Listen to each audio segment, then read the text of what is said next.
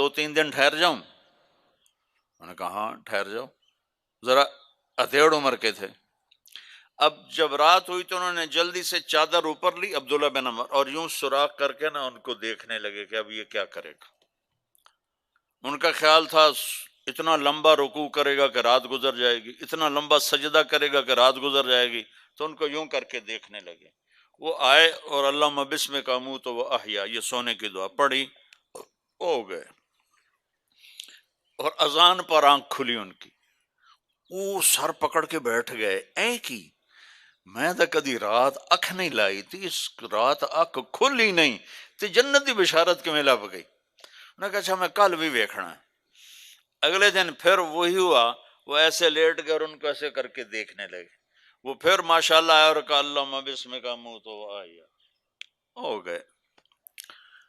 वो फिर हैरान परेशान, सुबह की अजान पे उनकी आंख खुली।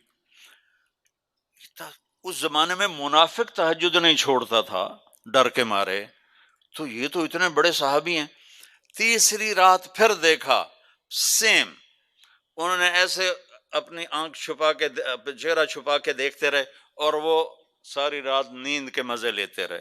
ये बेचारे वैसे ही थकते रहे, हुण कुछ करदा है, हुण कुछ करदा है, हुण कुछ करदा है। आखिर तीसरी सुबह वो फट पड़े, कहने लगे चाचा, उनको उन्होंने ये बहाना किया था कि मेरे वालिद नाराज हैं मेरे ऊपर, तो मैं 2-4 दिन आपके पास अलग रहूं।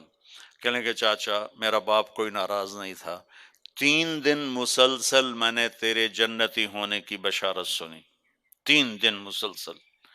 तो मैं देखने आया था तू क्या करता है, तू तो सारी रात सोता रह जाना, तेने जन्नत कित्थों लभ गई। कहने लगे बेटा यही है जो तूने देखा है।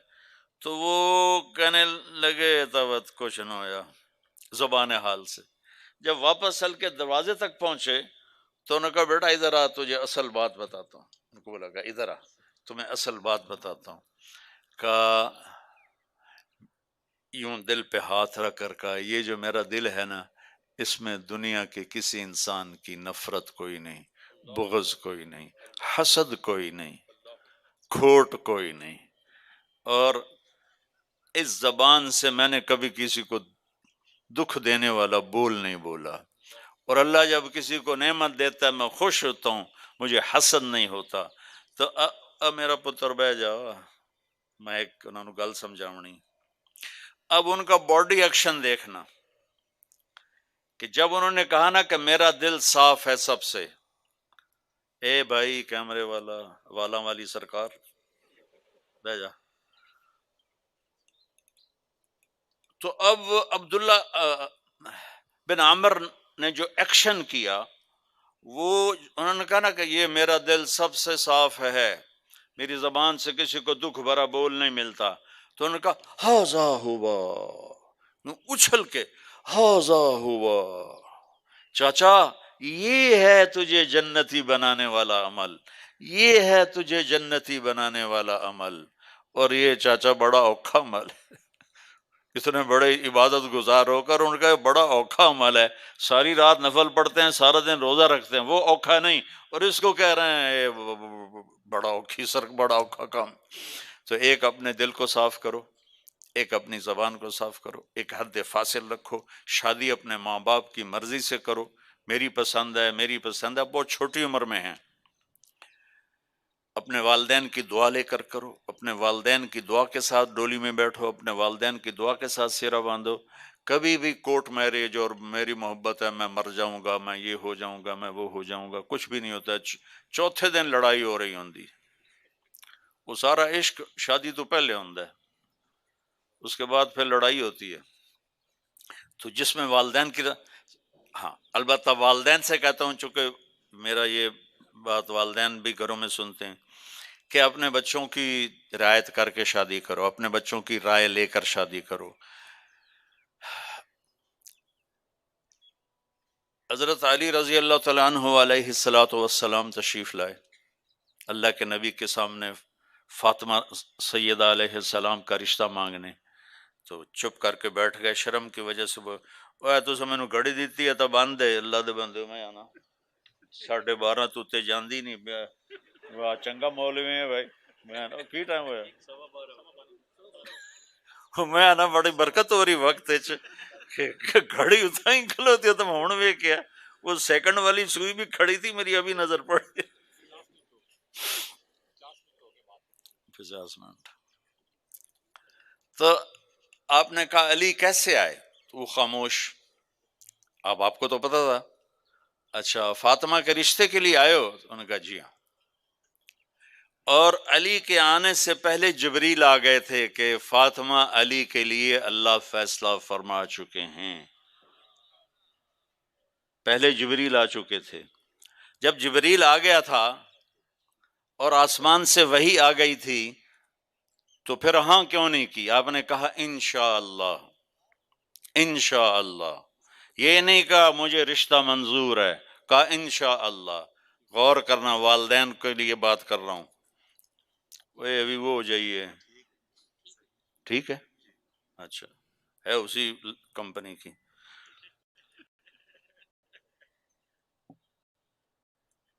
تو آپ نے کہا انشاءاللہ. کیوں؟ جبریل کہہ رہا ہے، اللہ کا فرمان ہے کہ فاطمہ علی کے لیے ہے. آپ گھر گئے، فاطمہ کو بلایا.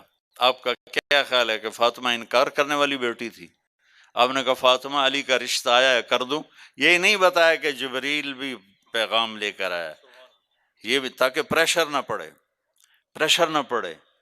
فاطمہ علی کا رشتہ کر دوں تو اس سے تو کماری بچی خاموش رہے تو وہ اقرار ہوتا ہے. تو فاطمہ خاموش ہو گئی.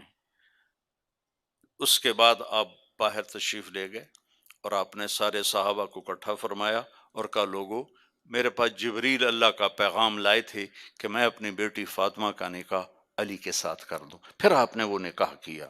تو والدین سے کہتا ہوں کہ ڈنڈا نہ چلاؤ، آپ سے کہتا ہوں باغی نہ بنو.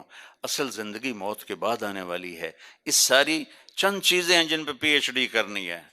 اللہ کے سوا کسی کے آگے سر نہیں جھکانا، اللہ کے سوا کسی سے مانگنا نہیں ہے. نماز کو قائم کرنا ہے، اخلاق کو درست کرنا ہے.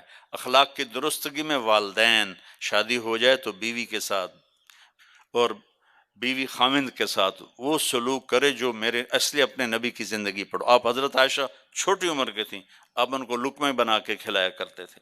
عربوں میں عیب تھا بیوی سے عشق بتانا، اور معشوق سے عشق بتانے میں شاعری بھری پڑی ہے. مجھے کتنے اشعار یاد ہیں اس کے.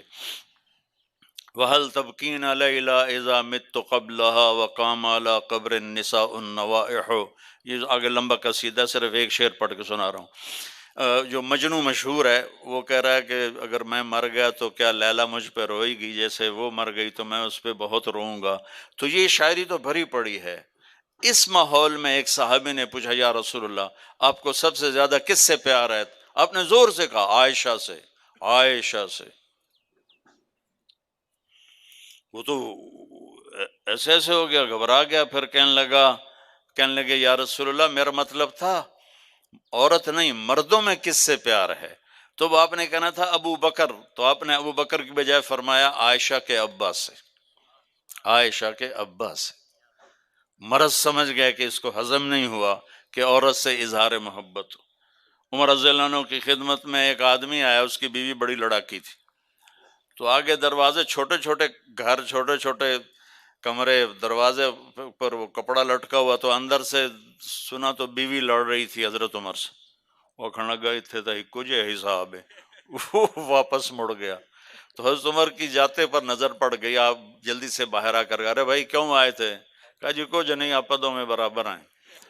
کہا بتا تو صحیح. کہا جی وہ میری بیوی بڑی لڑتی ہے مجھ سے تو میں آیا تھا آپ کو شکایت کروں، آگے تہاڈی بیوی نے بھی چڑھائی کی ہوئی.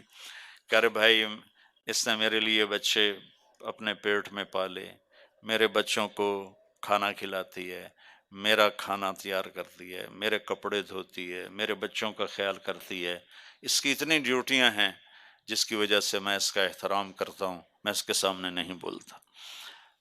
تو یہ چند روزہ زندگی کے بعد ایک لمبی زندگی آ رہی ہے جس میں جب ہم جائیں گے تو موت سے پاک ہو جائیں گے، بڑھاپے سے پاک ہو جائیں گے، بیماریوں سے پاک ہو جائیں گے، دکھ تکلیفوں سے پاک ہو جائیں گے، پیشاب پخانے سے پاک ہو جائیں گے. جتنا کھا لو کوئی پخانہ نہیں، جتنا پی لو کوئی پیشاب نہیں۔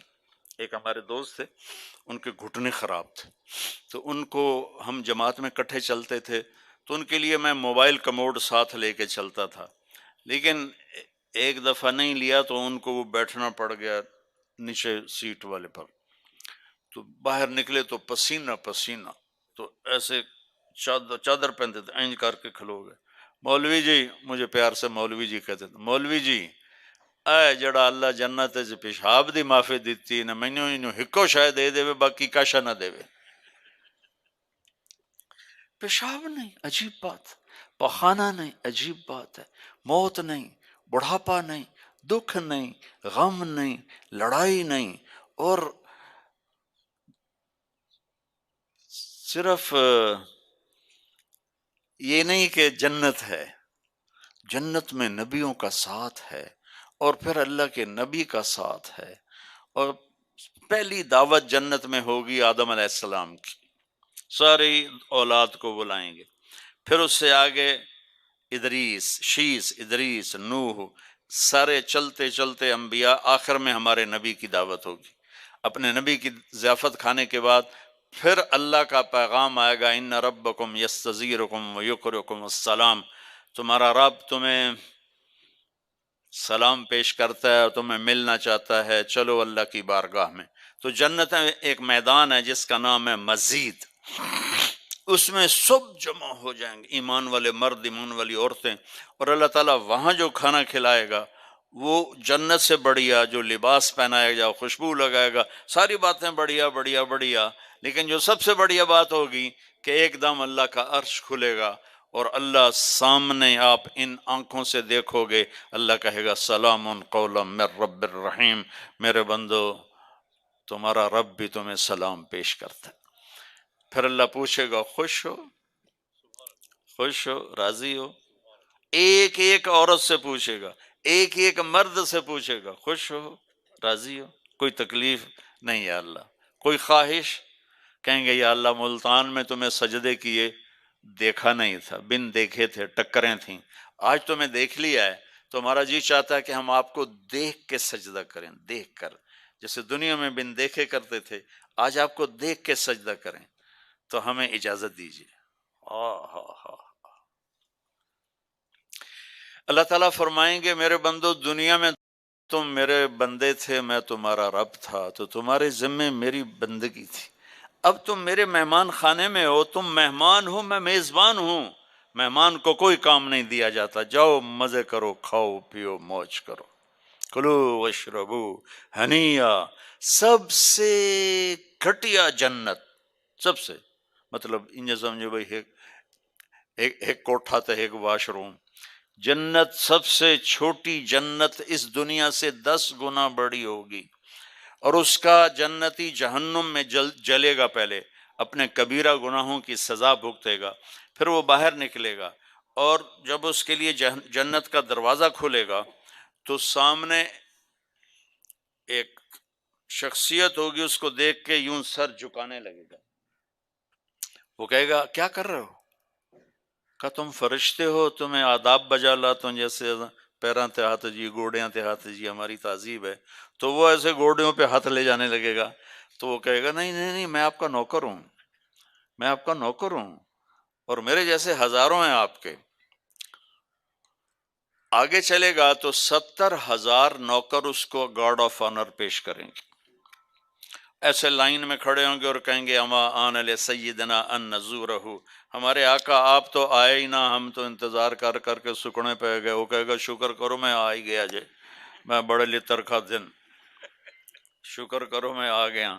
اور وہ سارے ڈھول بجاتے خوش ہوتے اس کو لے کر چلیں گے، اور ایک میدان میں اس کو بٹھائیں گے، تو وہ ادھر دیکھے گا تو جنت ہی جنت، ادھر دیکھے گا جنت ہی جنت، وہ کہے گا یہ سب کچھ کس کا ہے؟ وہ کہیں گے سارا کچھ آپ کا ہے۔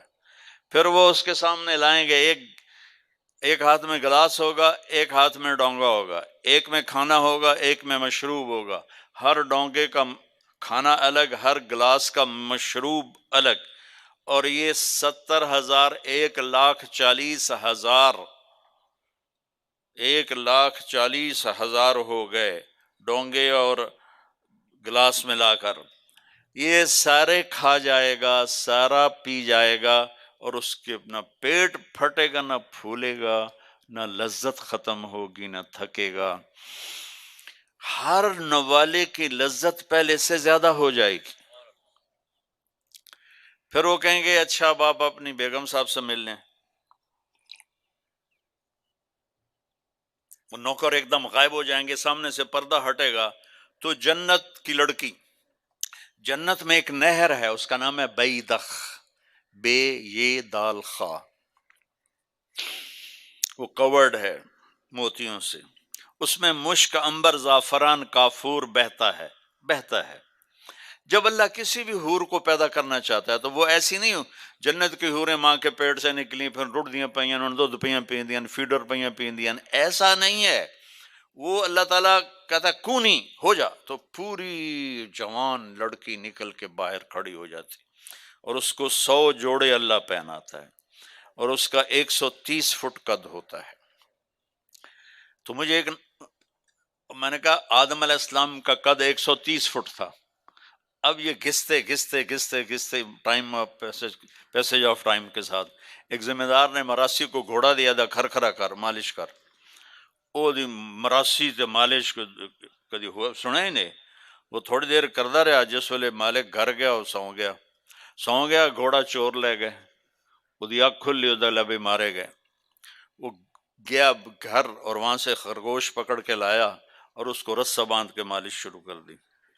تھوڑی دیر میں ذمہ دار نکلے، کہنا اوے گھوڑا کدے ہے؟ کہ جی آئے کھلوتا ہے، کہ فٹے منہ تیرا گھوڑا ہے؟ یہ تو خرگوش ہے۔ نہیں سائیں گھوڑا ہے، گھس گھس کے میں نے اتنی مالش کیتی ہے، ایسا جوڑا بنے ہے، خرگوش آ بنے ہے۔ تو ہمیں بھی نا یہ کائنات نے اور ان فضاؤں نے، ہواؤں نے ہمیں گھسایا ہے، ایسے گھسایا ہے، اور ہم اس قد پہ آ گئے ہیں۔ جنت کا اصلی قد 130 فٹ ہے، ان بچیوں کا بھی، آپ کا بھی، ہر جنتی مرد عورت کی ہائٹ 130 فٹ پر ہے۔ اور یہ بچیاں جو لباس پہنیں گی وہ 3 میل کے دائرے میں گھومے گا ایسے، تو یہ سوچتی ہوں کہ اٹھائیں گی کیسے، ساڑی تو ویسے ہی کمر ٹوٹ جائے گی۔ 3 میل کے دائرے میں وہ لباس گھومے گا اس طرح، اتنا بڑا، اور 100 جوڑوں سے گھری ہوں گی۔ جنت کے لباس کا وزن کوئی نہیں، جیسے ہم خلا میں جائیں تو ہمارا وزن ختم ہو جاتا ہے نا، ہمارا وزن تو گریوٹی اور ہوا کی وجہ سے، جب ہم ہوا سے اوپر نکل جاتے ہیں تو ہم بے وزن ہو جاتے ہیں۔ تو جنت کے لباس کا اللہ نے وزن کھینچ لیا ہے، کوئی وزن نہیں، اور وہ سلانا نہیں پڑتا، خریدنا نہیں پڑتا، دھونا نہیں پڑتا، اس کو پریس نہیں کرنا پڑتا۔ جنت میں ایک درخت ہے جس کا نام ہے طوبہ، اس پر یوں کر کے لگے ہوئے ہیں پھول، ایسے پھول لگے ہوئے ہیں۔ جب آپ کا جی چاہے گا کہ میں کپڑے بدلوں تو آپ کا خالی ایک اشارہ ہوگا تو اس سے ایک لائٹ نکلے گی ایسے۔ اب یہ آپ نے 100 جوڑے پہنے ہوئے ہیں، ان کو اگر آپ اتارنے جائیں گے تو کتنا تھکیں گے، اور پھر اگلے 100 200 ہو گئے تو موٹے تو وچے ہی رہ گئے۔ تو کیا ہوگا؟ اللہ اکبر، کیا ہوگا؟ آپ کہیں گے کپڑے بدل لوں، آپ کے ذہن میں ایک ڈیزائن آئے گا، آپ کے ذہن میں ڈیزائن آئے گا، ٹک، جیسے یہ کیمرے نہیں، یہ موبائل کیمرے وہ ایسے فلیش پھینکتے ہیں، تو ایسے فلیش آئے گا، اور پھر کیا ہوگا؟ آپ دیکھو گے تو آپ کے اگلے جوڑے غائب ہوں گے اور نئے جوڑے آپ پہن چکے ہوں گے، کیونکہ پوری جنت میں کوئی لانڈری کوئی نہیں ہے، کوئی ٹوائلٹ کوئی نہیں ہے، کوئی باتھ روم کوئی نہیں ہے، پوری جنت میں کوئی دھوبی نہیں ہے۔ تو ایک دم میک اپ کے لیے ان بچیوں کو کتنی مشقت اٹھانی پڑتی ہے، اسے زیادہ جانتی ہوں گی۔ وہاں ارادہ کریں گی میک اپ ہو جائے تو ٹک ٹک ٹک، 1 سیکنڈ میں۔ اور ایک اور مزے کی بات، ہر جمعے کو جب وہ ہوگا نا، اللہ کہے گا جاؤ مزے کرو کھاؤ، تو وہ کہیں گے یا اللہ نہیں، ہم جنت نہیں چاہتے، تجھے دیکھنا چاہتے ہیں۔ اللہ تعالیٰ کہیں گے ابھی جاؤ، ہر جمعے آ جایا کرنا، تمہاری میری بات ہوگی ہر جمعے۔ اللہ سے ملنے کے بعد ہر جمعے جب واپس آئے گا ہر جنتی، تو ایک بازار لگے گا مردوں کا، ایک عورتوں کا۔ اس بازار میں فوٹوز ہوں گی بڑی خوبصورت، ہر فوٹو کے نیچے لکھا ہوگا اگر آپ چاہیں تو میں آپ میں کنورٹ ہو سکتی ہوں۔ اور بیگم نے ایک تصویر دیکھی، اسے پسند آئی تو اگلے سیکنڈ میں اس کا چہرہ اس کے مطابق ہوگا. خامند کو تصویر پسند آئی تو اگلے سیکنڈ میں اس کا چہرہ ویسا ہوگا. اب یہ نئی شکل لے کے جا رہا ہے اور بیگم بھی نئی شکل لے کے آ رہی ہے، لیکن دروازے پہ لڑائی نہیں ہوگی. بی بی کون ہے؟ کدو آ گئی ہیں تو تیری جنت ہی نہیں. وہ کہ تو کدو واڑا ہے بدماش ہے، جنت تیری ہے کوئی نہیں. وہ اسے پہچانے گی، وہ اسے پہچانے گا. اور اللہ تعالیٰ کی طرف سے ایک فرشتہ آئے گا، کہے گا اللہ کے بندے یہ پھل ہے اللہ نے آپ کو دیا ہے. ایسے بیٹھے ہیں میاں بیوی. وہ کہے گا ھذا الذی رزقنا من قبل، میں نے کھایا ہے یہ پھل، میں نے ابھی کھایا ہے. وہ کہیں گے اللہ کہہ رہا ہے اس کو بھی چکھ لو تھوڑا. جب وہ اس کو ایسے چیر کے کھولے گا، وہ خود ہی ایسے پھٹ جائے گا. تو اس میں سے جب ایک پھاڑی اٹھائے گا یا جو چیز بھی ہے اٹھا کے منہ میں ڈالے گا، تو اس کی جنت میں 10 کروڑ اگر درخت ہیں اور ان پر الگ الگ پھل ہیں اور ان کے الگ الگ خوشبو اور ذائقے ہیں، تو اس ایک نوالے میں اسے 10 کروڑ پھلوں کا ذائقہ اور خوشبو اور لذت اللہ تعالیٰ محسوس کروائے گا. پھر ایک اور اللہ نے طاقت رکھی ہے کہ آپ نے نوالا منہ میں ڈالا، اس کو تو اب روکنا ہی دنیا میں تو مشکل ہوتا ہے نا. بڑا زور لایا ڈاکٹر نے، چبا کے کھاؤ چبا کے کھاؤ. تو وہ کون جیتا ہے تیری زلف کے سر ہونے تک، انہیں کہ کون انتظار کرے. وہاں آپ نے نوالا منہ میں ڈالا، آپ کو کھاتے کھاتے خیال آ گیا مچھلی کا، تو مچھلی اٹھانی نہیں پڑے گی، یہی نوالا مچھلی بن جائے گا. پھر آپ کو خیال آ گیا مرغے کا، تو یہ مرغا بن جائے گا. پھر آپ کو خیال آیا بکرے کا، تو یہ بکرے کا گوشت بن جائے گا. پھر آپ کو خیال آیا کیلے کا، تو یہ کیلا بن جائے گا. امرود کا ہے تو امرود بن جائے گا. ملتان میں کوئی نسواری تھا، اسے نسوار یاد آئی تو نسوار بھی بن جائے گا. جنت کے پرندے اڑتے ہوئے آئیں گے اور آ کے بیٹھ جائیں گے. جی آپ مجھے کھائیں، وہ کہے گا مجھے کھائیں، وہ کہے گا مجھے کھائیں. ادھر مری مری مرغیاں کھا کے ہمارے جوانوں کی جوانیاں ہی مر گئی ہیں. وہ چلیے ایسے کر کے پڑی ہوتی، وہ دیسی مرغی ہوتی تھی، پکڑنے میں بھی زور لگتا تھا اور کھانے میں بھی. تو وہ کہیں گے مجھے، ایک پرندہ کہے گا میں نے جنت الفردوس کا گھاس کھایا ہے اور اس کا پانی پیا ہے، تو آپ مجھے کھائیں. کہ ہاں تو ٹھیک. تو وہ کیسے اس کو کھائے گا؟ وہ اپنے پروں کو ایسے یوں پھیلا دے گا. اس کے 70,000 پر ہوں گے، ان کو ایسے کرے گا، ایسے کرے گا. تو ہر پر سے کھانے کا ایک کھانے کی قسم گر کے ٹیبل پہ سیٹ ہو جائے گی، اور ہر ڈش پہلے سے زیادہ لذیذ ہوگی. زندگی آگے آ رہی ہے. یہ بھی کوئی زندگی ہے؟ کبھی بیماری پیچھے ہے، کبھی موت پیچھے ہے، کبھی دکھ پیچھے ہیں، کبھی لڑائیاں ہیں، کبھی جھگڑے ہیں، کبھی جھوٹے مقدمے ہیں، کبھی مافیاز گروپ کا ظلم و ستم ہے. تو یہ اندھیرا کا جہان ہے، یہ رہنے کا نہیں ہے. تو بچوں، میں نے کچھ سوا گھنٹہ ہو گیا. ہاں، میں نے سوا گھنٹے میں آپ کے سامنے کامیابی کا راستہ پیش کیا ہے کہ اگر آپ ان ڈگریوں پر بھی محنت کرو. جب تک ہم باہر جا کے پڑھ رہے ہیں ہم خوددار قوم نہیں بن سکیں گے. علم بہت بڑی طاقت ہے. اگر آپ چاہتے ہیں کہ ہمارا ملک عزت پائے تو علم کو یہاں لے کر آؤ، وہاں نہ جاؤ. کتنے نوجوان بیٹھے ہوئے ہیں، ڈگری لے گئی، پھر میں انگلینڈ چلے جاؤں گا، امریکہ چلے جاؤں گا، آسٹریلیا چلے جاؤں گا، کینیڈا چلے جاؤں گا، وہاں میں پڑھوں گا، وہاں مجھے جاب مل جائے گی، میں وہیں سیٹل ہو جاؤں گا. یہ بڑی چھوٹی سوچ. آپ ایسی محنت کرو کہ وہ ادھر آ کے پڑھیں. جیسے کسی زمانے میں بغداد پوری دنیا کے لیے یونیورسٹی تھا، قرطبہ پوری دنیا کی یونیورسٹی تھا، اور پوری دنیا سے لوگ آتے تھے سیکھنے کے لیے. اور پیچھے قبل مسیح ٹیکسلا کی یونیورسٹی تھی، جب چندر گپت کی حکومت تھی، 5,000 طلبہ اس وقت ٹیکسلا کی یونیورسٹی میں پڑھتے تھے. میں ان کے کھنڈروں کو دیکھ کر آیا ہوں. تو اپنے عزائم بلند کرو، صرف چوپڑی روٹی دے پیچھے نہ دوڑو، بلکہ اس ملک کے لیے کچھ کر کے مرو جس ملک نے ہمیں کیا کچھ نہیں دیا، کیا کچھ نہیں دیا. تو جب علم تمہارا یہاں سے جنم لے گا نا، پھر تم خوددار ہو کے چل سکتے ہو، جی سکتے ہو. اور تم اگر علم کو لینا ہے تو علم جن سے لے رہے ہو استاد، ان کی